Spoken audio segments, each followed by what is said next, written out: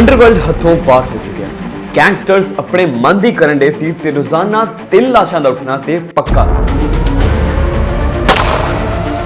मुंबई शहर विच आवाम दा सन्नाटा ते रोडां उत्ते गैंगस्टरां दा हासा आवाम दा सिर फाड़ रहा सी। पुलिस भी हर जगह जांदी पर उन्हें कुछ नहीं लगता। इस माहौल ने आवाम नूं इन्ना मायूस कर दिता कि ये सोचण ते मजबूर कर दिता कि अंडरवर्ल्ड हुण पुलिस तो भी ज्यादा ताकत रखण लग गया।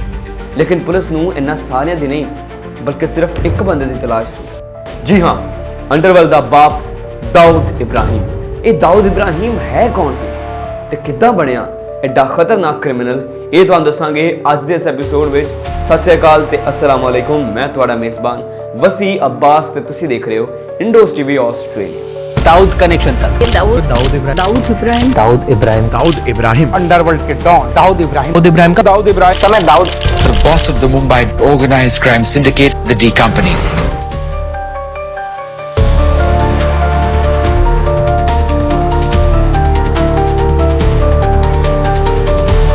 ख्वाबां दा शहर मुंबई ते उम्मीदां दा गढ़ अज तो 60 साल पहले भी इदां ही अमन च सी जिद्दां हुण है। लेकिन उस वक्त भी 3 गैंगस्टर इहदे उत्ते रूल कर रहे सी, जिन्हां दा नाम करीम लाला, मिर्जा मस्तान AKA हाजी मस्तान ते वरदा राजन मुदलियार। ये तीने लोग गोल्ड दे स्मगलर सी। जिद्दां कि तुसीं जाणदे हो कि गोल्ड जदों साडे मुल्कां च आउंदा है ते टैक्स बहुत ज्यादा भारा लगदा है। इस चीज़ नूं इलीगल स्मगलिंग करदे सी। लेकिन कहंदे ने कि गैंगस्टर ते अपने इलाके च एक बिल्ली नूं बर्दाश्त नहीं करदे ते ये लोग एक वड्डे शहर मुंबई दे उत्ते तिन्हां दा राज किद्दां चल रहा सी। इन्हां दे दरमियान एक मुआहदा हो चुकिया सी, जिहदी वजह तो हिंदू मुस्लिम सिख ईसाई दंगे भी ना फैलन ते नाल ही ये अपना राज भी बड़े सुकून नाल चला सकन। उसे मुआहदे के मुताबिक इन्हां ने मुंबई शहर नूं 3 हिस्सियां च वंड लिया। जदों भी किसी मुस्लिम बरादरी च कोई भी फसाद पैंदा ते वरदा राजन यानी कि एक हिंदू जाके मसले सॉल्व करदा ते जदों भी कोई हिंदू बरादरी च मसला आउंदा ते हाजी मस्तान जाके उत्थे सॉल्व करदा। ये सब कुछ खुशी खुशी अमन दे नाल चल रहा सी। लेकिन उत्थे तक जिन्नी देर तक एक बंदे दी दुनिया ते एंट्री नहीं जिहड़ा इन्हां सारियां नूं बगैर किसी लड़ाई नाल मैदान चों कढ देण लगा सी ते मुंबई दी सल्तनत ते अपना राज लियाउण लगा सी। 26 दिसंबर 1955 रत्नागिरी दे इलाके डोंगरी विच एक निहायत ईमानदार पुलिस कांस्टेबल यानी कि इब्राहिम कासकर दे घर एक बेटे का जन्म होंदा है, जिहदा नाम वो दाऊद इब्राहिम कासकर रखते हैं। वही बंदा जिन्हें मुंबई की सल्तनत नूं हुण अगे जाके हिलाउणा सी। नाज़रीन, आख्या जाता है कि हर जुर्म की इब्तदा गुरबत दे नाल ही हुंदी है। दाऊद इब्राहिम भी जदों वड्डा होया ते आले दुआले वेखिया कि किसी गरीब इंसान नूं 2 वक्त की रोटी भी नसीब नहीं सी हुंदी ते जिहड़े गैंगस्टर सीगे उस दौर दे वो अपने घरां विच शाही निज़ाम चला रहे सी। नाज़रीन, क्या जाता है गरीब पैदा होना जुर्म नहीं है, लेकिन गरीब मरना सब तो वड्डा जुर्म है। दाऊद इब्राहिम ये जुर्म नहीं करना चाहता। इस गल्लों दाऊद इब्राहिम ने वड्डे जुर्मां नूं अपनाया। उन्हें अपने भरा शब्बीर कासकर ते अपने इलाके के कुछ लोगों नूं मिला के एक अपनी गैंग बनाई जिसका नाम D कंपनी रखिया। शुरू में डी कंपनी गैंग हल्की फुल्की चोरियां करती सी, जिहदे विच उन्हां दे घर दे सर्किट भी बड़े अच्छे चलते सी। लेकिन दाऊद इब्राहिम कुछ वड्डा करना चाहता सी, एक ऐसा वड्डा जिहड़ा दाऊद इब्राहिम नूं मुंबई दे उत्ते सल्तनत दिवा सके। ऐसे लिए दाऊद इब्राहिम ते उहदे दोस्तां ने हाजी मस्तान दे इलाके दे विच अपनी इलीगल ड्रग स्मगलिंग करनी शुरू कर दी।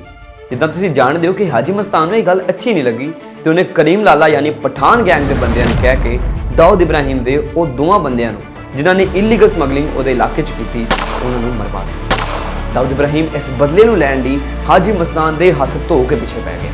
दाऊद इब्राहिम नूं हाजी मस्तान कोलों एक खतरनाक बदला चाहिदा सी जिहड़ा हाजी मस्तान नूं उम्र भर याद रहे। एक दिन दाऊद इब्राहिम नूं उहदे क्राइम जर्नलिस्ट दोस्त इकबाल ने कोई टिप मिली कि हाजी मस्तान दे 5 लाख रुपया टैक्सी दे विच इलीगल स्मगल किया जा रहा है। उस तो पहले कोई टैक्सी उस जगह ते पहुंचदी दाऊद इब्राहिम ते उहदे सारे साथी उस जगह ते मौजूद सी। वो बंदा ब्रीफकेस लैके बाहर आउंदा है ते दाऊद इब्राहिम ते उहदे सारे साथी उहदे कोल पैसे खो के दौड़ जाते हैं। हुण दाऊद दी खुशी का कोई ठिकाना नहीं सी है क्योंकि उन्हें लगन रहा सी कि उन्हें एक भरवां थप्पड़ हाजी मस्तान दे मुंह ते मार दिता है, ओहदी टैरिटरी च जाके ओहदे पैसे लुट के।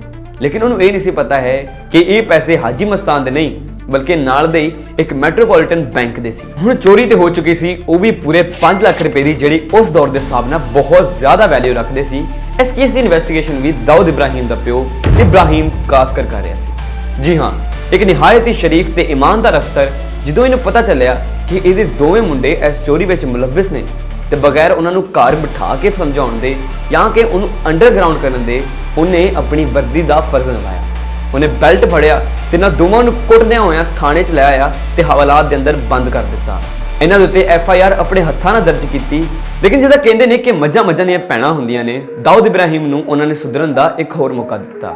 ਨਹੀਂ, ਇਬਰਾਹਿਮ ਕਾਸਕਰ ਨੇ ਨਹੀਂ, ਬਲਕਿ ਉਹਦੇ ਸਾਥੀ ਪੁਲਿਸ ਵਾਲਿਆਂ ਨੇ ਨਾਲੇ ਇੱਕ ਡਿਮਾਂਡ ਵੀ ਰੱਖੀ ਕਿ ਉਹ ਦਾਊਦ ਇਬਰਾਹਿਮ ਨੂੰ ਆਪਣਾ ਖਬਰੀ ਰੱਖ ਲੈਣਗੇ। ਦਾਊਦ ਇਬਰਾਹਿਮ ਵੀ ਇਸ ਕੰਮ ਨੂੰ ਖੁਸ਼ੀ-ਖੁਸ਼ੀ ਕਰਨ ਲੱਗ ਗਿਆ ਤੇ ਆਪਣੇ ਕ੍ਰਾਈਮ ਜਰਨਲਿਸਟ ਦੋਸਤ ਇਕਬਾਲ ਨੈਤਿਕ ਦੀ ਮਦਦ ਦੇ ਨਾਲ ਦਾਊਦ ਇਬਰਾਹਿਮ ਹੁਣ ਹਰ ਗੈਂਗਸਟਰ ਦੀ ਲੋਕੇਸ਼ਨ ਦੇਣ ਲੱਗ ਗਿਆ। ਪੁਲਿਸ ਵਾਲੇ ਇਸ ਗੱਲ ਨੂੰ ਨਹੀਂ ਸੀ ਜਾਣਦੇ ਕਿ ਦਾਊਦ ਇਬਰਾਹਿਮ ਉਹਨਾਂ ਦੇ ਥਰੂ ਆਪਣੇ ਰਾਹ ਸਿੱਧੇ ਕਰ ਰਿਹਾ। ਅਗਲੇ 25 ਸਾਲ ਤੱਕ ਤੇ ਸਾਰਾ ਕੁਝ ਅਮਨ ਤੇ ਸਕੂਨ ਦੇ ਨਾਲ ਚੱਲਦਾ ਰਿਹਾ ਤੇ 25 ਸਾਲ ਬਾਅਦ ਜਦੋਂ ਹਾਜੀ ਮਸਤਾਨ ਨੂੰ 18 ਮਹੀਨੇ ਦੀ ਜੇਲ੍ਹ ਹੋ ਗਈ, ਕਰੀਮ ਲਾਲਾ ਤੇ ਵਰਦਾ ਭਾਈ ਵੀ ਆਪ ਹੀ ਅੰਡਰਗਰਾਉਂਡ ਹੋ ਗਏ ਤੇ ਪਠਾਨ ਗੈਂਗ ਵੀ ਬਗੈਰ ਕਿਸੇ ਲੜਾਈ ਦੇ ਨਾਲ ਖਤਮ ਹੋ ਗਈ ਤੇ ਦਾਊਦ ਲਈ ਹੁਣ ਉਹਦੀ ਸਲਤਨਤ ਦੀ ਕੁਰਸੀ ਵੇਲੀ ਸੀ, ਜਿੱਥੇ ਉਹਨੇ ਜਾ ਕੇ ਸਿਰਫ ਬਹਿਣਾ ਸੀ ਤੇ ਆਪਣਾ ਰੂਲ ਕਰਨਾ ਸੀ। ਦਾਊਦ ਨੇ ਇਦਾਂ ਹੀ ਕੀਤਾ ਤੇ ਕਰੀਮ ਲਾਲਾ ਦੀ ਕੁਰਸੀ ਤੇ ਜਾ ਕੇ ਖੁਦ ਬੈਠਾ ਤੇ ਦਾਊਦ ਇਬਰਾਹਿਮ ਪੂਰੇ ਅੰਡਰਵਰਲਡ ਦਾ ਬਾਦਸ਼ਾਹ ਬਣ ਗਿਆ। ਕਿਹਾ ਜਾਂਦਾ ਹੈ ਕਿ ਗੈਂਗਸਟਰਾਂ ਦੀ ਈਗੋ ਉਹਨਾਂ ਦੇ ਕਦ ਤੋਂ ਵੀ ਜ਼ਿਆਦਾ ਵੱਡੀ ਹੁੰਦੀ ਹੈ। ਕਰੀਮ ਲਾਲਾ ਦਾ ਭਤੀਜਾ ਸਮਾਦ ਖਾਨ, ਜਿਹੜਾ ਇਸ ਬਦਲੇ ਦੀ ਅੱਗ 'ਚ ਤੜਕ ਰਿਹਾ ਸੀਗਾ, ਜਿਹੜਾ ਚਾਹੁੰਦਾ ਸੀਗਾ ਕਿ ਉਹ ਵੀ ਮੁੰਬਈ ਤੇ ਰਾਜ ਕਰੇ, ਲੇਕਿਨ ਉਸ ਤੋਂ ਪਹਿਲੇ ਦਾਊਦ ਇਬਰਾਹਿਮ ਬਾਜ਼ੀ ਮਾਰ ਚੁੱਕਿਆ ਸੀ। ਉਹਨੇ ਦਾਊਦ ਇਬਰਾਹਿਮ ਦੀ ਮੌਤ ਦਾ ਫਰਮਾਨ ਜਾਰੀ ਕਰ ਦਿੱਤਾ। ਉਹ ਹੌਲੀ-ਹੌਲੀ ਦਾਊਦ ਇਬਰਾਹਿਮ ਦੀ ਕੁਰਸੀ ਦੇ ਪੌਡੇ ਯਾਨੀ ਕਿ ਸ਼ਬੀਰ ਕਾਸਕਰ ਤੇ ਉਹਦੇ ਦੋਸਤ ਇਕਬਾਲ ਨੈਤਿਕ ਨੂੰ ਮਾਰਨ ਲੱਗ ਗਿਆ। ਐਸੇ ਤਰ੍ਹਾਂ ਸ਼ਬੀਰ ਕਾਸਕਰ, ਜਿਹੜਾ ਦਾਊਦ ਇਬਰਾਹਿਮ ਦਾ ਸਕਾ ਭਰਾ ਸੀ, ਉਹਨੂੰ ਪੈਟਰੋਲ ਪੰਪ ਤੇ ਰਾਤ ਦੇ 2 ਵਜੇ ਗੋਲੀਆਂ ਮਾਰ ਕੇ ਛੱਲੀ ਕਰ ਦਿੱਤਾ ਤੇ ਇਕਬਾਲ ਨੈਤਿਕ, ਉਹਦੇ ਕ੍ਰਾਈਮ ਜਰਨਲਿਸਟ ਦੋਸਤ ਨੂੰ ਵੀ ਰੇਲਵੇ ਟਰੈਕ ਦੇ ਉੱਤੇ ਟ੍ਰੇਨ ਦੇ ਥੱਲੇ ਦੇ ਕੇ ਮਾਰ ਦਿੱਤਾ ਗਿਆ। ਹੁਣ ਦਾਊਦ ਇਬਰਾਹਿਮ ਇੱਕ ਬਦਲੇ ਦੀ ਅੱਗ ਵਿੱਚ ਸੀ। ਉਹਨੇ ਹੌਲੀ-ਹੌਲੀ ਕਰਕੇ ਸਮਾਦ ਖਾਨ ਦੇ ਸਾਰੇ ਸਾਥੀਆਂ ਨੂੰ ਵੀ ਮਾਰ ਦਿੱਤਾ ਤੇ ਇੱਕ ਐਸੀ ਟ੍ਰੈਜੇਡੀ ਰਚ ਕੇ ਸਮਾਦ ਖਾਨ ਨੂੰ ਵੀ ਮਾਰ ਦਿੱਤਾ। ਹੁਣ ਦਾਊਦ ਇਬਰਾਹਿਮ ਪੁਲਿਸ ਤੋਂ ਬਚਣ ਲਈ ਦੁਬਈ ਚਲਾ ਚੁੱਕਿਆ ਸੀ। ਜਦੋਂ ਦਾਊਦ ਦੁਬਈ ਗਿਆ ਤੇ ਉੱਥੇ ਉਹਨੂੰ ਇੱਕ ਐਸਾ ਬੰਦਾ ਮਿਲਿਆ ਜਿਨੇ ਦਾਊਦ ਇਬਰਾਹਿਮ ਦੀ ਕੰਪਨੀ ਡੀ ਕੰਪਨੀ ਦੀ ਕਿਸਮਤ ਹੀ ਬਦਲ ਦਿੱਤੀ। ਸ਼ਰਦ ਸ਼ੈਟੀ AKA ਅੰਨਾ। ਉਸ ਬੰਦੇ ਨੇ ਦਾਊਦ ਇਬਰਾਹਿਮ ਨੂੰ ਕ੍ਰਿਕਟ ਬੈਟਿੰਗ ਦੀ ਦੁਨੀਆ ਵਿੱਚ ਮੁਤਾਰਿਫ ਕਰਵਾਇਆ ਤੇ ਦਾਊਦ ਨੇ ਇੱਥੋਂ ਅਰਬਾਂ ਰੁਪਏ ਛਾਪਿਆ। ਹੌਲੀ-ਹੌਲੀ ਕੁਝ ਹੋਰ ਗੈਂਗਸਟਰ ਵੀ ਡੀ ਕੰਪਨੀ ਵਿੱਚ ਐਡ ਹੋਣ ਲੱਗ ਗਏ, ਯਾਨੀ ਕਿ ਅਬੂ ਸਲੀਮ, ਛੋਟਾ ਸ਼ਕੀਲ ਤੇ ਛੋਟਾ ਰਾਜਨ ਤੇ ਹੌਲੀ-ਹੌਲੀ ਗੈਂਗ ਵੀ ਵਧਣ ਲੱਗ ਪਈ। ਦਾਊਦ ਲਈ ਦੁਬਈ 'ਚ ਬਹਿ ਕੇ ਆਪਣਾ ਬਿਜ਼ਨਸ ਲਾਉਣਾ ਜ਼ਿਆਦਾ ਔਖਾ ਨਹੀਂ ਸੀ ਹੈ ਤੇ ਦਾਊਦ ਨੇ ਕਦੇ ਵੀ ਆਪਣੇ ਆਪ ਨੂੰ ਗੈਂਗਸਟਰ ਨਹੀਂ ਕਿਹਾ, ਬਲਕਿ ਆਪਣੇ ਆਪ ਨੂੰ ਇੱਕ ਬਿਜ਼ਨਸਮੈਨ ਕਹਿੰਦਾ ਸੀ। ਉਹਦਾ ਬਿਜ਼ਨਸ ਮੁੰਬਈ ਵਿੱਚ ਅਬੂ ਸਲੀਮ, ਛੋਟਾ ਸ਼ਕੀਲ ਚਲਾ ਰਹੇ ਸੀ ਤੇ ਛੋਟਾ ਰਾਜਨ ਚਲਾ ਰਹੇ ਸੀ। ਪਾਕਿਸਤਾਨ ਵਿੱਚ ਵੀ ਇਹਦੇ ਬਿਜ਼ਨਸ ਦੇ ਕਈ ਲੋਕ ਸੀ। ਦਾਊਦ ਦਾ ਬਿਜ਼ਨਸ ਹੈ ਕੀ ਸੀ? ਬਿਜ਼ਨਸ ਇਹਦਾ ਇਹ ਸੀ ਕਿ ਹਰ ਦੁਕਾਨਦਾਰ ਨੂੰ ਆਪਣੀ ਦੁਕਾਨ ਦਾ ਹਫਤਾ ਦੇਣਾ ਪੈਂਦਾ ਸੀ ਤੇ ਜਿਹੜੇ ਬੰਦੇ ਨੇ ਦਾਊਦ ਇਬਰਾਹਿਮ ਨੂੰ ਹਫਤਾ ਨਹੀਂ ਦਿੱਤਾ, ਉਹਦੀ ਲਾਸ਼ ਉਹਦੇ ਦੁਕਾਨ ਦੇ ਬਾਹਰ ਅਗਲੇ ਦਿਨ ਹੀ ਟੰਗੀ ਹੁੰਦੀ ਸੀ। ਜਿਹਦਾ ਹੱਲ ਇਹ ਸੀ ਕਿ ਉਹਨਾਂ ਨੂੰ ਹਫਤਾ ਦੇਣਾ ਹੀ ਪੈਂਦਾ ਸੀ। ਇਸ ਤਰੀਕੇ ਦੇ ਨਾਲ ਦਾਊਦ ਆਪਣੀ ਸਲਤਨਤ ਨੂੰ ਚਲਾ ਰਿਹਾ ਸੀ ਤੇ ਹਰ ਚੀਜ਼ ਠੀਕ ਤਰੀਕੇ ਨਾਲ ਚੱਲ ਰਹੀ ਸੀ, ਸਿਵਾਏ ਉਸ ਦਿਨ ਤੋਂ ਜਦੋਂ ਸਾਰੇ ਹੀ ਵਾਕੇ ਪਲਟ ਗਏ। तारीखी बाबरी मस्जिद बाबरी मस्जिद आज बाबरी मस्जिद को नहीं तोड़ा बल्कि हिंदुस्तान के मुसलमानों के दिल को तोड़ा। बाबरी मस्जिद vanished one। सन 1992 ਉਹ ਸਾਲ ਜਿੱਦਣ ਬਾਬਰੀ ਮਸਜਿਦ ਢਾਹ ਦਿੱਤੀ ਗਈ। ਮਜ਼ਹਬੀ ਜਜ਼ਬਾਤ 'ਚ ਆ ਕੇ ਹਿੰਦੂਆਂ ਨੇ ਬਾਬਰੀ ਮਸਜਿਦ ਯਾਨੀ ਕਿ ਮੁਸਲਮਾਨਾਂ ਦੀ ਇੱਕ ਬਹੁਤ ਵੱਡੀ ਮਸਜਿਦ ਢਾਹ ਦਿੱਤੀ, ਜਿਹਦੀ ਵਜ੍ਹਾ ਤੋਂ ਮੁਲਕ ਭਰ ਵਿੱਚ ਹਿੰਦੂ ਮੁਸਲਿਮ ਦੰਗੇ ਚੱਲ ਗਏ। ਹਰ ਜਗ੍ਹਾ ਤੇ ਮੁਸਲਮਾਨਾਂ ਦਾ ਖੂਨ ਵਹਿਣ ਲੱਗ ਗਿਆ ਤੇ ਹਿੰਦੂ ਵੀ ਮਰਨ ਲੱਗ ਗਏ। ਹਿੰਦੂਆਂ ਦੇ ਪਿੱਛੇ ਇੱਕ ਸਪੋਰਟ ਸੀ ਜਿਹਦਾ ਨਾਮ ਸੀ ਔਰੰਗਜ਼ੇਬ। ਦਾਊਦ ਦੇ ਗੈਂਗਸਟਰ ਰਾਮਾ ਭਾਈ ਨਾਇਕ, ਜਿਹੜਾ ਉਹਦੇ ਲਈ ਕੰਮ ਕਰਦਾ ਸੀ ਤੇ ਦਾਊਦ ਨੇ ਉਹਦਾ ਹੀ ਕਤਲ ਕਰਵਾ ਦਿੱਤਾ ਸੀ। ਉਹਦੇ ਸ਼ਾਗਿਰਦ ਔਰੰਗਜ਼ੇਬ ਦੇ ਪਿੱਛੇ ਹਿੰਦੂਆਂ ਦੀ ਸਪੋਰਟ ਸੀ, ਲੇਕਿਨ ਮੁਸਲਮਾਨਾਂ ਪਿੱਛੇ ਕਿਸੇ ਦੀ ਕੋਈ ਸਪੋਰਟ ਨਹੀਂ ਸੀ। ਇੰਡੀਆ ਵਿੱਚ ਮੁਸਲਮਾਨਾਂ ਦਾ ਖੂਨ ਵੱਧਦਾ ਹੀ ਜਾ ਰਿਹਾ ਸੀ ਤੇ ਮੁਸਲਮਾਨਾਂ ਨੂੰ ਕਿਸੇ ਵੀ ਸ਼ੈ ਦੀ ਸਪੋਰਟ ਨਹੀਂ ਸੀ ਹੈ। ਪੁਲਿਸ ਕੋ ਜਾਂਦੇ ਸੀ ਤੇ ਕਮਿਸ਼ਨਰ ਵੀ ਹਿੰਦੂ ਹੋਣ ਦੇ ਬਜਾਏ ਉਹਨਾਂ ਨੂੰ ਕੋਈ ਸਪੋਰਟ ਨਹੀਂ ਸੀ ਮਿਲਦੀ, ਯਾਨੀ ਕਿ ਉਸ ਦੌਰ ਵਿੱਚ ਇਨਸਾਨੀਅਤ ਬਿਲਕੁਲ ਖਤਮ ਹੋ ਚੁੱਕੀ ਸੀ। ਇਸ ਗੱਲੋਂ ਲੋਕਾਂ ਨੇ ਇਲੀਗਲ ਚੀਜ਼ ਦਾ ਇਸਤੇਮਾਲ ਕਰਨਾ ਸ਼ੁਰੂ ਕੀਤਾ। ਉਹਨਾਂ ਨੇ ਦੁਬਈ 'ਚ ਬੈਠੇ ਦਾਊਦ ਇਬਰਾਹਿਮ ਨੂੰ ਟੈਲੀਫੋਨ ਕੀਤਾ ਤੇ ਉਹਨੂੰ ਕਾਲ ਕਰਕੇ ਕਿਹਾ ਕਿ ਤੇਰੇ ਬੰਦੇ ਇੱਥੇ ਮਰ ਰਹੇ ਨੇ, ਇੱਥੇ ਜਲ ਰਹੇ ਨੇ ਤੇ ਤੂੰ ਕੁਝ ਨਹੀਂ ਕਰ ਰਿਹਾ, ਜਿਹਦੀ ਵਜ੍ਹਾ ਤੋਂ ਦਾਊਦ ਇਬਰਾਹਿਮ ਵੀ ਮਜ਼ਬੀ ਜਜ਼ਬਾਤ 'ਚ ਆ। ਤਾਰੀਖ ਨੇ ਇੱਕ ਐਸਾ ਇੰਤਕਾਮ ਲਿਖਿਆ ਜਿਹੜਾ ਦਾਊਦ ਇਬਰਾਹਿਮ ਨੇ ਲਿਆ ਆਪਣੇ 12 RDX ਦੇ ਨਾਲ। ਪੂਰੇ ਮੁੰਬਈ ਦੇ ਸ਼ਹਿਰ ਵਿੱਚ 12 RDX ਲੱਗੇ, ਜਿਨ੍ਹਾਂ ਵਿੱਚ Taj Mahal palace, Leopold cafe ਤੇ ਇਦਾਂ ਦੇ ਕਈ ਪਬਲਿਕ ਪਲੇਸ ਸੀ। ਇਸ ਟਾਈਮ ਸਿਰਫ 1:25 ਦਾ ਟਾਈਮ ਸੀ।